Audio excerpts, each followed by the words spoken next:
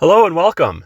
So this week I'm going to try something a little different. Instead of doing a weekly update, I'm going to do my gear review. I've been wanting to do a review of my 2022 Santa Cruz Blur for a while, and I think it just fits. I'm looking at breaking her down and building up for next year. So before we do that, let's take a look at what I've been using this last year. So this is the 2022 Santa Cruz Blur. It's a CX build, C level carbon, S level build. I initially looked at this bike with three others. The big selling point was the frame is able to take 2 to 3 water bottles. And for long course racing, 50 to 100 miles, having that ability is huge. It means I have to carry less on my back. The frame itself, I also looked at the head tube angle, 68.3, kind of sat in the middle of where I wanted to be, enough to be quicker on turns, a little bit more stability rather than that 70 head tube angle that you see in some of the more traditional cross-country bikes. Now, suspension, rear 100 millimeters, it has a lockout. I felt that it had a nice plush feel. It feels better in stroke, just through the whole thing than my 130 rear travel of my Fuel EX. I don't really have much in the way of the negative for the rear suspension. The front, we have the SID 32 100 millimeters. Now, I found that that can be a little bit flexy. I also found that through 100 miles of single track and chunk, it did shake me a little bit. I am a bigger rider. When I'm peaking during race season, I'm still mid upper 170s. So I think that plays a good part of that as well. Now, when we're looking at the cockpit, this bike came stock with Atmos flat bars, 760 wide. Now, I found in my first race of the year, 6-hour race, I didn't like my wrist position. I felt like it was just too flat and I was getting sore wrists. I just didn't feel like it was contoured towards what I want. So I ended up getting a carbon bar with a little bit of upsweep to it. I still ended up going with more of a trail bar because I wanted something a little bit stiffer. That upsweep helped a lot. I also adjusted my cockpit. If you can see my dispatch sticker there.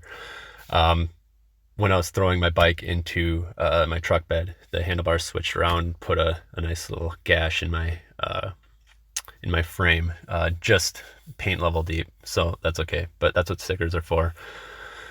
With the little bit of upsweep, I'm able to get in a position that I feel is comfortable on the bike for climbing, descending, and in my wrists are in a good position, so it's nice and balanced.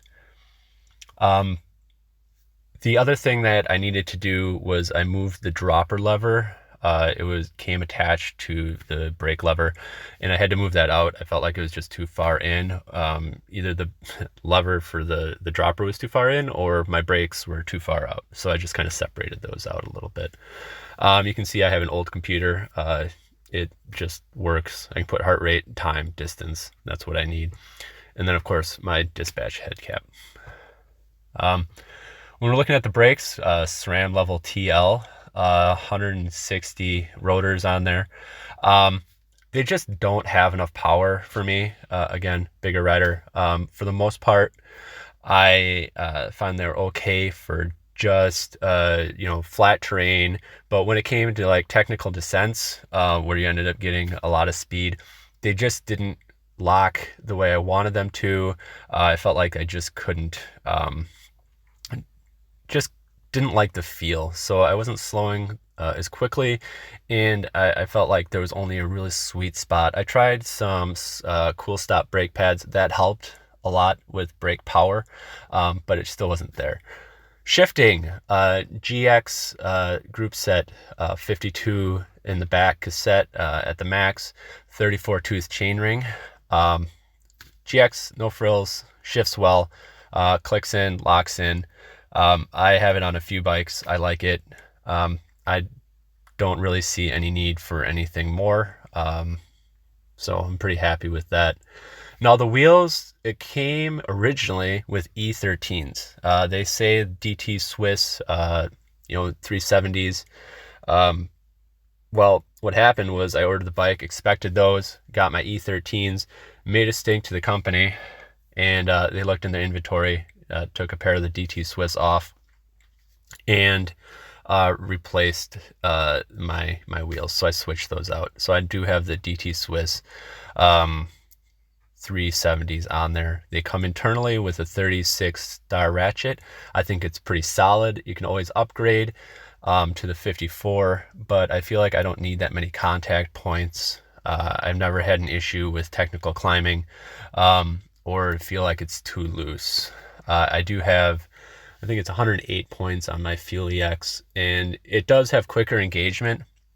And when I'm pedaling and, really thinking about it, I can tell the difference between the two. However, if I'm just riding, I completely forget there's a difference. There's no difference in the way I hit things, navigate, technical climb or anything like that.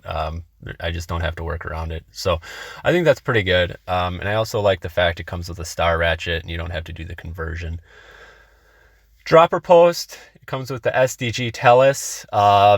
The only problem I've had is after racing the 100 down, water did get in there. I pulled it out and it looked like there was just some issues with assembly or things loosened. It got a bunch of dirt, a grit, and messed up my stanchion. Kind of polished it off. The nice thing is that dropper is really easy to work with. I tore it down, replaced all the seals, and let it go. I'm debating if I want to actually rebuild it with a new stanchion over the winter, or just let it ride until it's out, or throw it on my fat bike and get a new one. But we'll see. But overall, really good bike. Now, looking back at all that, I think I would have probably benefited from a trail build over the CX build, but I wanted an efficient race bike, so I tried to get the most efficient racer I could. I think the CX is probably reserved more for actual true cross-country racing, and when you get into marathon racing, maybe the trail build might be a little bit more forgiving for those long, hard miles. So moving forward to 2023, what am I going to change? Well, I'm going to tear the bike apart. We're going to clean everything out. The fork is definitely getting changed out for a SID 120 with those 35 millimeter stanchions. A little bit more travel, a little bit stiffer. It's going to slacken that head tube angle out to 67.1 and bring that reach in a little bit. I'm not sure about the reach, but I definitely want a little more travel, be a little more forgiving on my arms, a little bit slacker head tube angle for those technical descents as we go towards the Marji next year. Tires, I think I'm going to start out with my current setup, but I'm looking at the Pirelli Scorpions, and I think they might be a better bet. So I think we're going to trial those sometime next year as well. The brakes are definitely going 100%. I like XT. I started on XT, and it seems if you start on SRAM, you like SRAM. Start on Shimano, you like Shimano. I like Shimano, so we're going to throw some XT brakes on there, accompanied with 180 millimeter rotors. Probably less modulation, better stopping power, in my opinion, with the 180. Definitely better stopping power. The other thing is chainring. The chainring is going to get dropped down from that 34 to a 32. I found that I don't need the top end. What I need is efficient climbing for when I'm getting fatigued. So let's bring that chainring down a little bit, get a little bit more torque in that bike, and a little bit more efficiency for when I'm getting really fatigued towards the end of the race.